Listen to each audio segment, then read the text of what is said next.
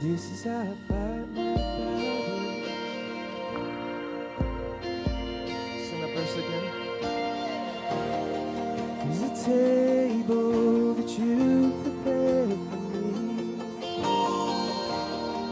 in the presence of my enemy. It's your body and the blood you shed for me. This is how I fight my battle.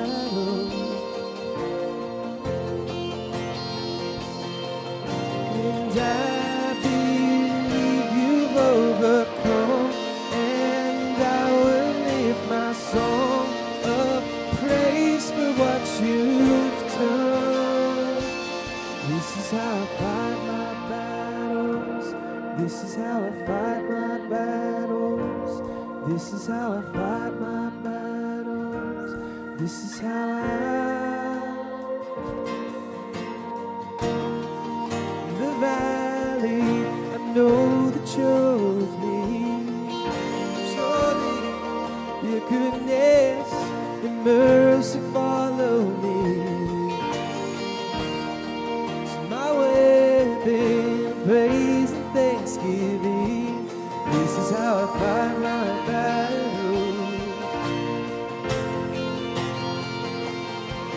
And I believe you've overcome, and I will lift my song of praise for what you've done. This is how I fight my battles. This is how I fight my battles. This is how I fight my battles. This is how I fight my battles. This is how I fight my battles. This is how I fight my battles. This is how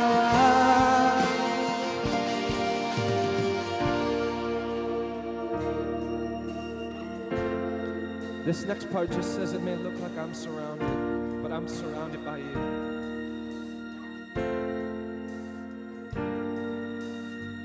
It may look like I'm surrounded, but I'm surrounded by you. It may look like I'm surrounded, but I'm surrounded by you.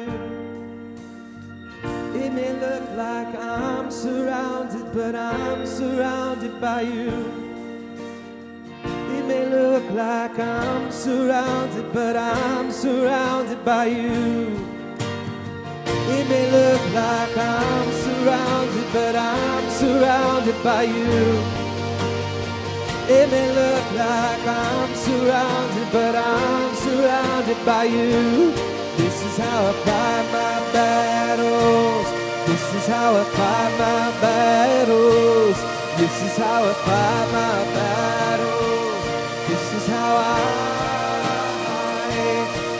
how I fight my battles. This is how I fight my battles. This is how I fight my battles. This is how It may look like I'm surrounded, but I'm surrounded by you.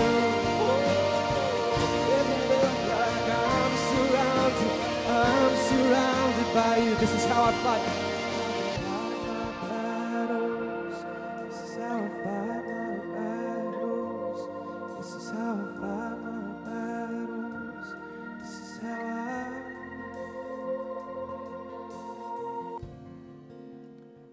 Yes, Jesus.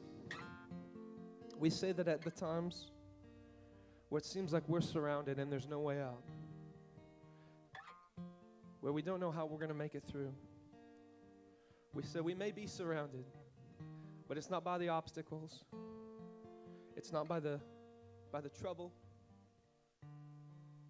We say that we're surrounded by you. So Jesus, this morning I pray that you would help us be aware. Help us be aware that we are surrounded by you. Pray this in your name. Amen. Go ahead and start that.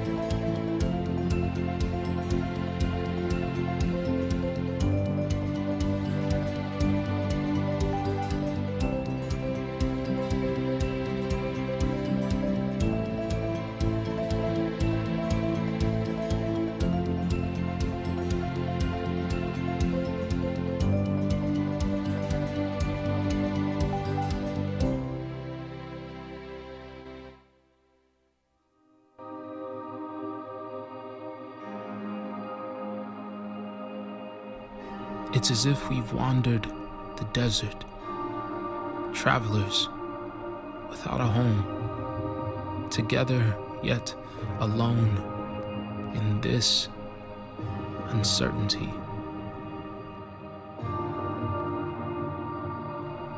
An uncommon time, unexpected, undefined, binds us, unites us, does not divide us, but reminds us of who we are.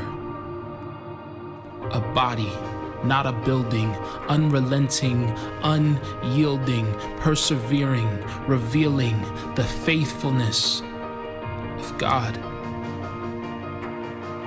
Maybe this virus has started a fire inside us, ignited us, inspired us to live louder, love harder, care deeper. 6 feet, 6 miles, or a world apart. Our calling remains the same. For we are the body of Christ.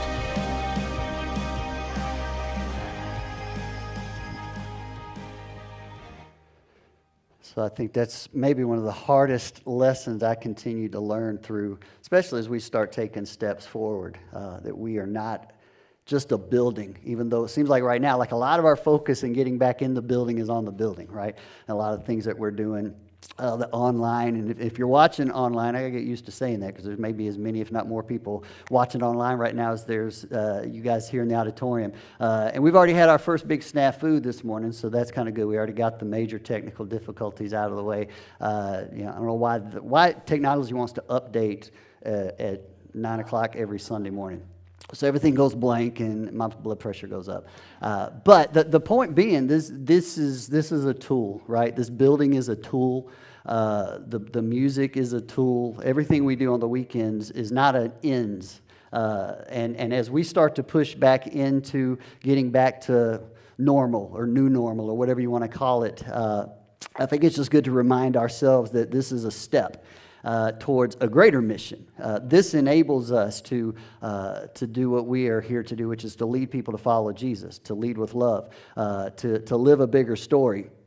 All of which happens beyond these walls of this building. And so as exciting as I am to start getting back into the building, I also want to keep reminding myself that this is a tool. As is our giving, as is our resources, as is our money. And as when we put it in God's hands, He has a way of doing more with it than we can if we just trust Him with it. But I want you to think about the people maybe you respect the most. I tried to think about this a little bit. Among other things, I bet one of the reasons you respect them is how much they respond to this. Adversity, right? A lot of the people that I know you would think are at the top of your list. We respect people who have gone through some junk, right? And came out stronger on the other side of it. They teach us. They inspire us. We respect people who've been hurt, but don't choose to hurt back, right? They exercise what we talked about last week, right? The superpower of free will. Being able to choose a measured response as opposed to just reacting. And that ability we have to choose to be able to respond to those adverse circumstances. And so we're wrapping up this much longer than usual series today. Lasted almost as long as we've not been able to meet together, which was somewhat intentional, I think. And there's still a lot of unknowns, right? There's still a lot of things we're leaning into. We're not sure how it's going to look on the other side. A lot of fears, a lot of things still to learn. And I think one of the big things we've all learned, right, is the value of relationships, community, how much we need each other. We've grown to better understand, really recently, some of our own prejudices. I know I've come face to face with some ugly parts of myself that I didn't realize were there. I had to confess. I had to be willing to change. And we're still having some really important conversations and interactions with each other about things like race and injustice and equality. But we're also learning. We talked about this a little bit last week too, that nothing changes just simply because we want it to change, right? just by talking about it, nothing changes. We have to be intentional, willing to experience. And I think that's the big word. We have to be willing to experience other relationships. We have to be willing to experience things that we've never experienced before. And experiencing, maybe even taking stands on things we've never taken stands on before. Speaking out about things we've never spoken out about before. Putting ourselves maybe in risk of social situations that we've not been in for a while. And all of these things, as difficult as they can be or as easy as they might feel to you, they all are steps. They all keep us moving forward. So that's what I want us to think about as we kind of bring this into shore today. This series may be ending, but these steps that we've started are only just beginning, right? We're really just at the beginning of this. So to have gone through everything we have gone through over the last couple of months and not have changed for the better, not have learned anything from it, would be a shame. And I don't want that for you. I don't want that for me. So to try to make this all practical, okay, last week, if you were here, if you joined us, we started with the very familiar story of Joseph, who, all right, get this, he spent 25 years exercising this superpower of free will in the face of his own injustices. I mean, he faced things that we can't even imagine before his story finally reached its resolution. And many of us know the end of his story, right? But I want you to keep in mind that just like you and me, okay, as Joseph was going through all of this, he had no idea how his story was going to end. He only knew what he was experiencing in the moment, just the way we get to experience it. And I just want you to keep that important fact in mind as well as we kind of wrap this up today. Joseph didn't even know his story would ever be worth telling. But the reason we're still talking about it today is that he chose to respond, right, as if God were with him in every circumstance, regardless. He just chose to respond that way. So last week, okay, we left Joseph in prison. And you remember Joseph, he was his father's favorite son, right? He'd been kidnapped. He'd been sold as a slave twice, falsely accused, framed for doing worse than what it was that he was actually trying to avoid. And now he's in prison. And at this point, okay, nobody's looking for Joseph, and nobody's looking out for Joseph. And maybe that's where his story starts to even intersect with yours. Maybe you feel a little alone. And any one of these things would have been enough. But in spite of all of that, Joseph continues to respond with this level of faith that I want to get to, that God is still up to something. God is still working behind the scenes, even though I don't see it. God is with him. And that led us to ask this question, right? How would someone in your situation, whatever your situation might be, how would they respond if they knew God was with them? I mean, you know how folks in your situation would normally react. You probably even know what's expected of people in your situation, right? You know how your family would react. You know how your friends might react. But how would they respond? How would they respond if they really believed that there was a bigger story being written? This isn't the end. This is leading to something. And that was no doubt something Joseph wrestled with when, okay, after he'd been framed by his master's wife, this is kind of where we left the story last week. The text tells us Potiphar was furious. Of course he was, when he heard his wife's story about how Joseph had treated her. So he took Joseph, threw him into the prison where the king's prisoners were held, and there he remained. All right, but here it is again. But the Lord was with Joseph in the prison and showed him his faithful love. While he was being punished, okay, God is with him while he was being punished for something he wouldn't do because he wouldn't do it. I mean, that's how crazy this is. God is with him, showing him his favor. Now, if I'm in his shoes, I know I'm probably asking, all right, God, where are you? I did everything right. I was faithful. What did I do to deserve this? God, are you even still there? And God would say, yes, I'm right there with you, but it sure doesn't feel like you're with me right now. But God is there with Joseph, showing him his faithful love, it says. And we would not naturally want to ask, like, really? Like how? When? What does that look like right now, right? Lately? What does that even mean? Well, the author tells us, he says, and the Lord made Joseph a favorite with the prison warden. But now this can still be a little problematic to our understanding about how faith is supposed to work, right? Because, okay, if God is with you and God loves you, you do not become the favorite of the prison warden. That's not how that story's supposed to end, especially for something you didn't do. Like, if this is what it looks like for God to be with me, there's a part of me that's just kind of like, okay, God, I want you to go be with someone else then. If that's the way this ends. You wouldn't say it like that, but maybe you've kind of thought that. Why does faith have to be so difficult? Because sometimes it doesn't even seem fair. Well, okay, in Joseph's story, months go by, years go by. And this prison was actually more like an underground dungeon. We don't even know if he ever got to see the light of day or how often. This story doesn't seem like it's going anywhere as you read it. I mean, it's just sad. But then, okay, out of nowhere, Pharaoh's butler and his baker, they both have this falling out with Pharaoh. They find themselves in prison too. And the story takes this another strange twist, almost as if like, okay, there's something bigger going on here. This is weird. So it says these two guys remained in prison for quite some time. Captain of the guard assigned them to Joseph, who looked after them, because he's his favorite, right? And when it says for quite some time, this could have been years and years and years. We don't know. Could have been many years. This story is abbreviated. But one morning, okay, as Joseph is fixing these guys breakfast, preparing them for the day, he notices that they both kind of look really disturbed about something, more than usual. And he actually asks them, I kind of think this is funny, if it weren't a true story. Because, okay, here they all are in a dungeon prison, and he asks them, fellas, why you look so sad? You know, and they could have just answered, oh, I don't know, because we're in a dungeon. They didn't say that, but Joseph asks them this, and they both share, okay, we had these really weird, whacked out, disturbing dreams last night. And these were very lucid dreams, lots of detail that they can remember and recall, and they're both convinced that these dreams have to mean something.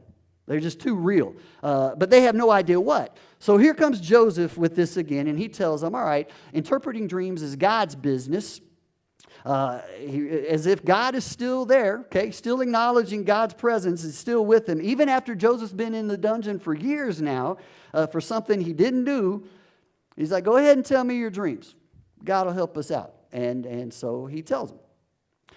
So you should go back. I'm not going to take time to read the dreams for yourself. They're pretty interesting if you never read them. But the butler goes first. And so he tells Joseph this really crazy dream. And Joseph interprets it. And he says, okay, within 3 days, Pharaoh is going to lift you up and restore you to your position. Right? Wow. So the butler has no way of knowing if this is going to be true or not when he says it, but this is also where we learn something about Joseph that it might relate to you. He was just like you and me, okay? And even though he showed faith, he hated his circumstances. Right? This isn't like an either or. Faith doesn't mean that we don't like what we're going through. Joseph despised what he was going through. He was still responding, though, as if God were with him, but he despised what he was going through. He wasn't just some inhuman faith giant that had some unrealistic immunity to pain. He felt it, just like you and I would. Trusting God through your circumstances doesn't mean you have to be okay with your circumstances. So he tells the butler, all right, and please remember me. Because I'm not completely sure God does at this point. Maybe, remember me and do me a favor when things go well for you. Mention me to Pharaoh so he might let me out of this place. And he says, for I was kidnapped from my homeland, the land of the Hebrews, and now I'm here in prison, but I did nothing to deserve it. Help me out, right? Remember me when you get out of here. So even though God was with him, Joseph, I think he felt what any of us would feel. He was angry, right? He was frustrated, just like we would have been. Well, okay, the baker's listening to all of this, right? And he finally says, wow, okay, that was awesome. Okay, let me tell you my dream now, okay? And again, Joseph hears about his really crazy dream, and when the baker gets done, Joseph just kind of shakes his head and says, well, golly, that's a tough one. I don't know if I can help you. Now, if you know the story, that's not what he said, but might have been better if that's what he said. Maybe it's what he should have said. It's what some of us probably would have told this guy. I can't help you, man, even if I know the truth, because he knew what was coming next. But Joseph interprets his dream too. And he tells him this, all right? And this is pretty graphic. But he says, all right, 3 days from now, Joseph will lift you up. All right, awesome. Pharaoh's going to lift you up. And like, great, awesome, right? Just like the butler. No, not exactly. He's going to lift you up and impale your body on a pole. And the birds are going to peck away at your flesh. Like, have a nice day, all right? Who's next? Well, okay, it happens just the way Joseph predicts it. And the butler's restored. The baker is beheaded. And Joseph is just waiting, expectantly. Right? Because he knows what's going to happen. He interprets these dreams. They come to fruition. He knows the butler's going to carry his injustice to Pharaoh, and he's going to be freed. Right? And you can just imagine, anytime somebody comes knocking on his cell door, he just knows this is the moment I'm getting out. Right? Every time he hears footprints coming down the hallway, it's like this is the day. Out of here. But sadly, okay, we're told Pharaoh's chief cupbearer, however, forgot all about Joseph. Never given him another thought. You know, when the trouble's gone, right? Remember? But God, if you're with me, I mean, if you're even there, this just seems cruel. So 2 more years go by, and at this point, Joseph is around 30 years old. And then, okay, unrelated to anything else going on in the dungeon, Pharaoh himself has this series of really disturbing, crazy dreams, and nobody can give Pharaoh any answers. And then suddenly it's like, oh yeah, the butler remembers there was a dude back in prison that interpreted one of my dreams. Oh, I forgot. So he tells Pharaoh about it, and so it says Pharaoh sent for Joseph at once. And he was quickly brought from the prison after he shaved, changed his clothes. He went in, stood before Pharaoh. Never been this clean in years. Then Pharaoh said to Joseph, right, I had a dream last night. And no one here can tell me what it means, but I've heard that when you hear a dream, you can interpret it. And what Joseph says next, all right, to me, this might be some of the boldest words ever said by anybody anywhere. Okay, put yourself in his shoes, okay? Don't try to separate what you know at the end of the story. Okay, here's this 30-year-old nobody at this point. Nobody's looking for him. Nobody's looking out for him. He's been in prison. God seems absent. But here's his big opportunity before Pharaoh, the powerful man in the world. And he hasn't looked or smelled this good in years. Joseph looks at the most powerful man known, and this is his ticket to a better life, right? And he says this, it's beyond my power to do this. Can't do it, Pharaoh. And I just see the butler standing back there like, oh, no, he didn't, right? He's just kind of easing himself out of the room a little bit. I stuck my neck out for that. And it might have been better if Joseph had just stopped there, okay? But it goes on to say this. He says, it's beyond my power to do this, he replied, but God can tell you what it means and set you at ease. Now, why this is a problem is because Pharaoh thought of himself as God. And he believed that all the other Egyptian gods, little g gods, who were obviously much more powerful than this Hebrew God, if they can't do it, how are you going to come here and tell me your God can do it? And here's Joseph, a foreigner. He's got this one chance at freedom. Here's this big opportunity who says, I can't do it, but my God can. Now, most people in the royal court there would have just figured this is the end for Joseph. Sorry, sad. But fortunately for him, Pharaoh seemed a little more curious maybe than offended. So he explains his 2 dreams to Joseph, and then he just kind of sits back and waits to listen. And Joseph, okay, the room is silent at this point, I'm sure. Joseph speaks up. And he explains it to him like this. He says, Pharaoh, okay, for the next 7 years, you might remember this, there's going to be an abundance of harvest in Egypt and so much grain, you're not even going to know what to do with it all. But those 7 years of plenty are going to be followed by 7 years of famine, so severe people aren't even going to remember the 7 good years. And so then without even being asked, now here's boldness, Joseph leans in and he actually begins to counsel Pharaoh on what he should do about it. I mean, 10 minutes ago he's in the prison getting cleaned up. Now he's up here trying to advise Pharaoh. And he tells Pharaoh, okay, you need to appoint someone with some wisdom to be in charge of this problem, right? Someone who wakes up every day. They're just focused on nothing but how to prepare Egypt for the 7 years of famine after these 7 years of plenty. So surprisingly, the text tells us Joseph's suggestions were received by Pharaoh and his officials well, okay? And Pharaoh even showers Joseph with praise. He asks his officials, can we find anyone else like this man so obviously filled with the Spirit of God? And then this is amazing, okay? Then Pharaoh says to Joseph, since God, like your Hebrew God, that's what he's talking about now, has revealed the meaning of the dreams to you, clearly no one else is as intelligent or as wise as you are, you'll be in charge of my court. And all my people will take orders from you. Like he makes Joseph essentially the prime minister over all of Egypt and everything Egypt rules. Only I, he said, sitting on my throne will have a rank higher than yours. And I don't know this, but I can imagine Joseph thinking, well, that sounds great, but I kind of remember Potiphar saying something really similar at one time too. So we'll see, right? But Joseph gets right to work. He begins preparing Egypt, and we're told he piled up huge amounts of grain, like sand on the seashore. It says finally he stopped even keeping records because it was too much. Wouldn't that be a really good problem? I got so much money I don't even count it anymore, right? So then, sure enough, the 7 years after this had begun, the skies dried up. The rain stopped, and people began to be in hunger and in want, and he opens up the storehouses. He starts selling the grain back to the people. Eventually, famine goes beyond the borders of Egypt. It goes all the way up to north where Joseph's family was still living. And although they were wealthy, they began to be in need as well. And then, okay, if you don't already know the story, you wouldn't even believe what happens next. You probably remember this, but try to separate it for just a second, okay? We're told when Jacob, this is Joseph's father, heard that grain was available down in Egypt, he said to his sons, why are you standing around looking at each other, right? Get off your bums and do something. I've heard that there's grain in Egypt.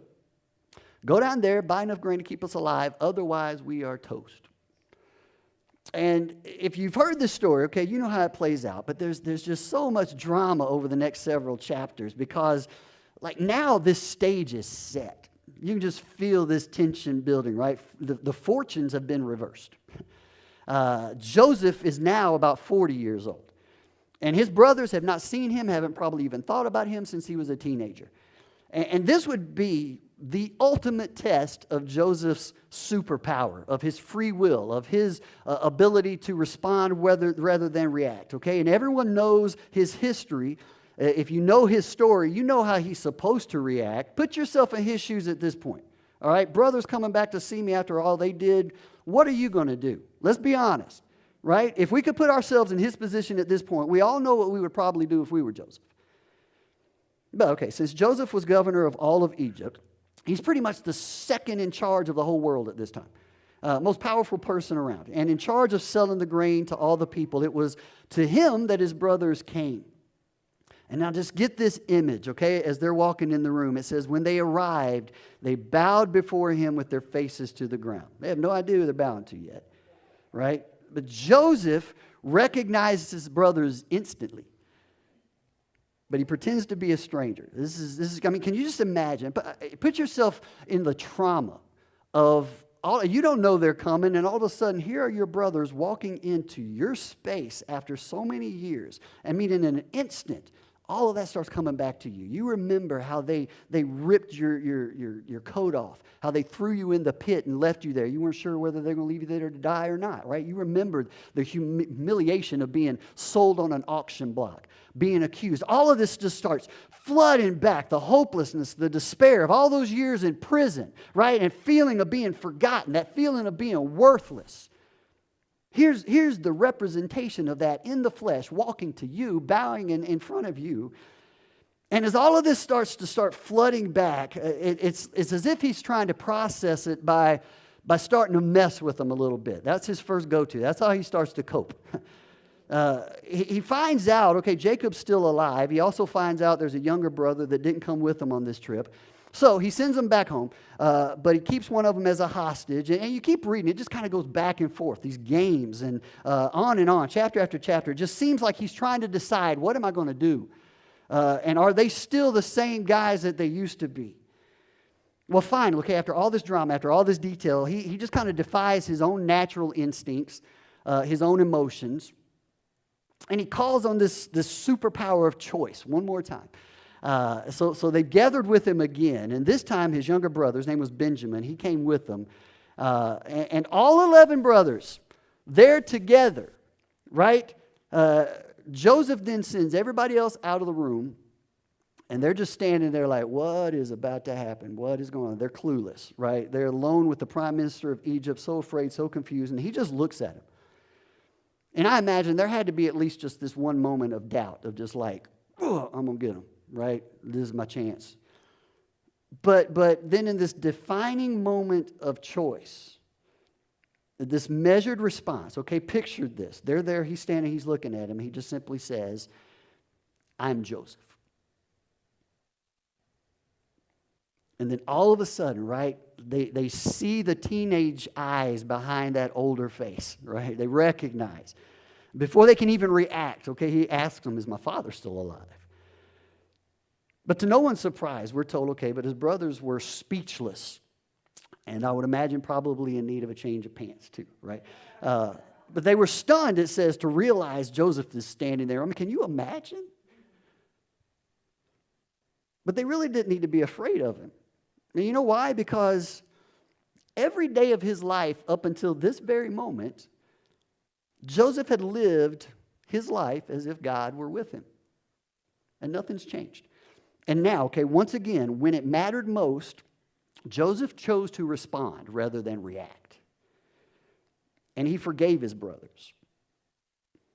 That is crazy, right? And it made for such a greater story. All right, please come closer, he tells them. So they came closer, even though I bet it took them a few moments. And he said again, okay, I am Joseph, your brother. And I guess he couldn't just keep from one last jab, right? Who you sold into slavery in Egypt. Like, you remember that?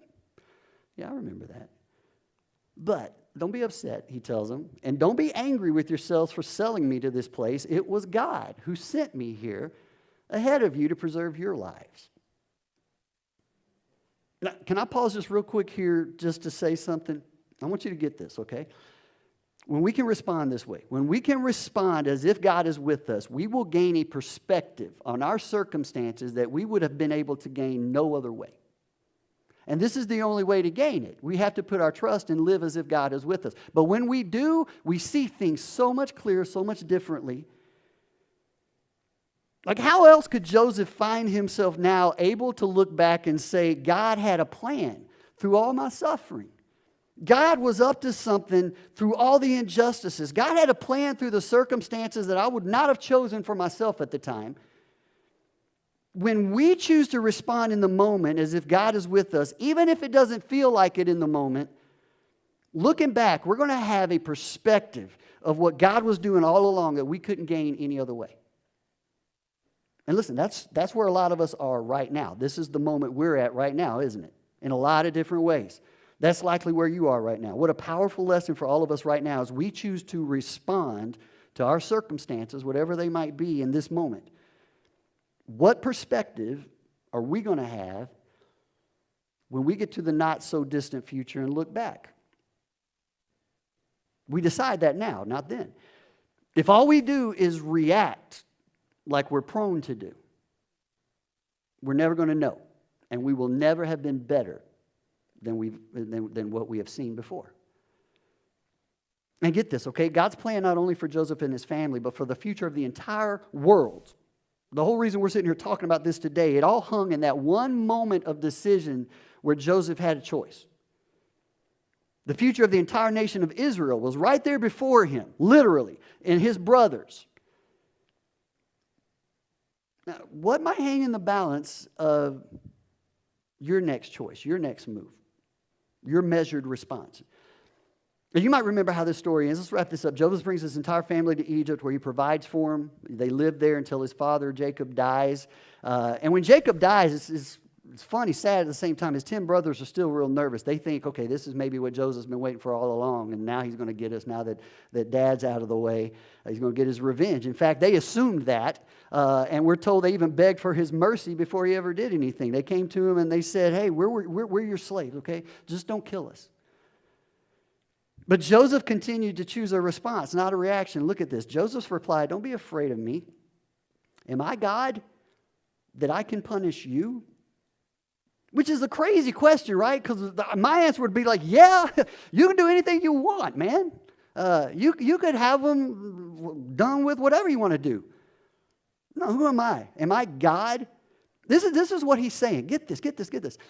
It's always been in God's hands. It's still in God's hands. Think about that. It's always been in God's hands. Who am I? Am I God? No, it's always been in God's hands. And it is still in God's hands. And this is where he says these real famous words, right, that we remember. You intended to harm me, but God intended it for good. Your superpower, your ability to use your free will to respond rather than give away your freedom just by reacting, you have the power You have the ability to defy your circumstances through your response. And listen, I get it. Alone, you think these little decisions that we make day to day, they don't mean a whole lot. But together, just like this unfolding story of Joseph, at any snapshot in his life, we might not think too much of it. But when you put it all together, you see this glorious unfolding of something that God had been up to all along. And the same is true in your life. The same is true in our church. Together, just like this story, your ability to respond can result in life-changing movement forward. And we're right at that point right now. So, how would someone in my situation respond if they knew God was with them? I want you to wrestle with this question. I want you to wrestle with someone else with this question. I want you to go online, you know the website. Go on and get these discussion questions because this is reality. This is what we're living in right now. Download the discussion questions, wrestle with this together. Now, okay, listen to me for just a second. Normally, this is the point where you start checking out, right? This is where you start doing person inventory and thinking about lunch. And, okay, Dennis, that's great, but, it'd be good if I did it, but I'm not going to do it, right? That's kind of where you're at. I get it. That would be what you normally do. But we're not doing normal anymore, right? Okay? This goes beyond. Listen to me. This goes beyond just Sunday mornings. That's the whole point. We're getting back in the building, not just so we can get back in the building. This goes beyond. We have the potential right now in this season, in this moment, not only just to get through it, right? Not once we get through it. Let's not just settle for getting through this. Not once we get back to normal. Well, let's not go back to normal. Right now is your moment to respond, not to react. Right now is your chance to defy your own circumstances, to live a bigger story, to embrace a level of faith that maybe you've been struggled to ever find before. This is your opportunity to do that. You have decisions in front of you that you've been challenged with that you've never been challenged to exercise the level of faith that you're being challenged to right now. What an opportunity. What a way for God to show up in a way He's never done before. To say, I believe there's more to this than just what I see. I'm choosing to believe God is with me in spite of my circumstances. I believe God is doing something greater than I might see right now. And I'm going to act as if God is with me. And I don't just choose to trust God blindly. I choose to respond because I've seen Him do it before. God was always there. He's still there. I'll see Him do it again. And I ask the band to come back up and just help us in by declaring that truth this morning. But first, would you just let me pray with you? Father, I do thank you for your unyielding truth in our lives, even though sometimes in our own humanity, our limited ways of seeing things, it's easy to question whether you're there.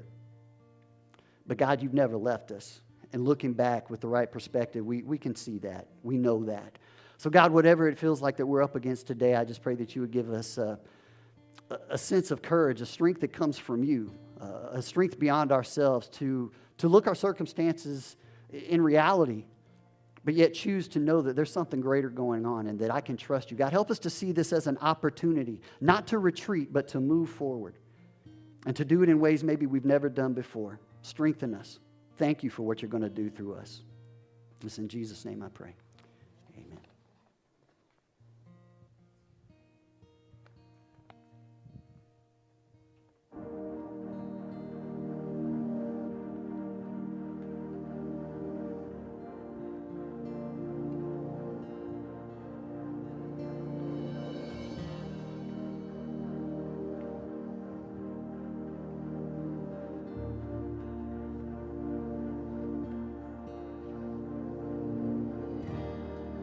Walking around these walls, I thought by now they'd fall. For you have never failed me. Feel free to stand as you're able. Waiting for change to come, knowing the battle's won. For you have never failed me.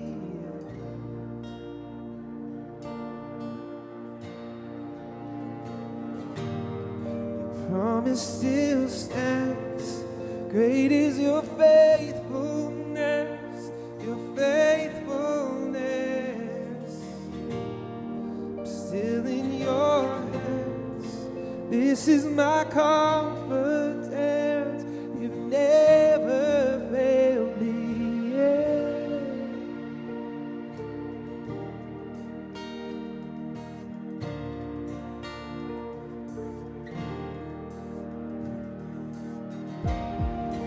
And I know the night won't last. Your word will come to pass. My heart will sing your praise again.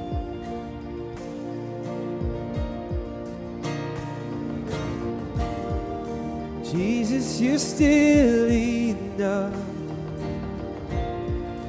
Keep me within your love. My heart will sing your praise again.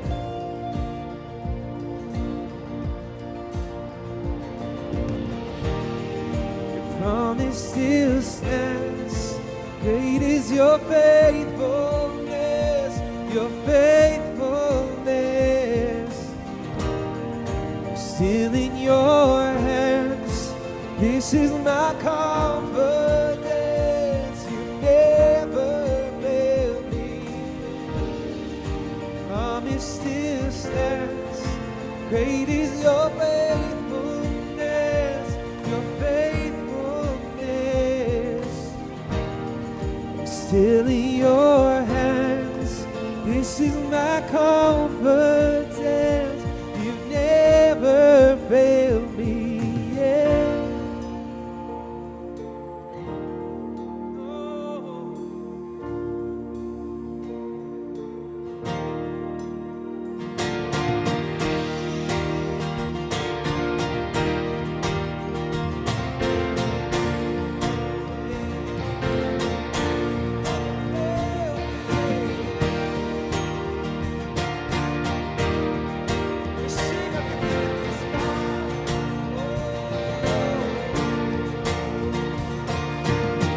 I see you move, you're moving mountains, and I believe I see you do it again. You made a way when there was no way, and I believe I see you do it again. I see you move, you're moving mountains, and I believe I see you do it again. You made a way when there is no way, and I believe I see you do it again. I see you move, moving mountains, and I believe I see you do it again. You made a way when there was no way, and I believe I see you do it again.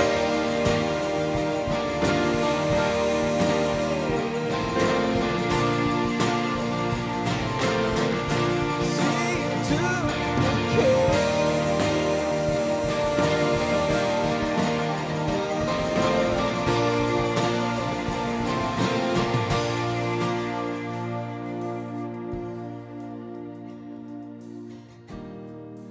Promise still stands. Great is your faithfulness, your faithfulness. I'm still in your hands. This is my confidence. Never fail.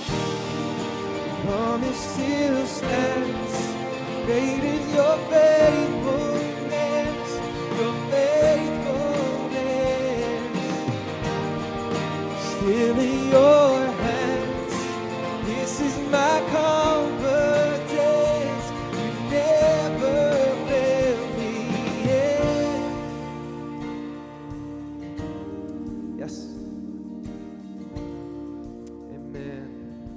Amen. Well, thank you all so much for being here with us this morning, online and in person. You are dismissed, but remember, next week we will be meeting at 9 o'clock and 10:30. Thank you all so much for coming.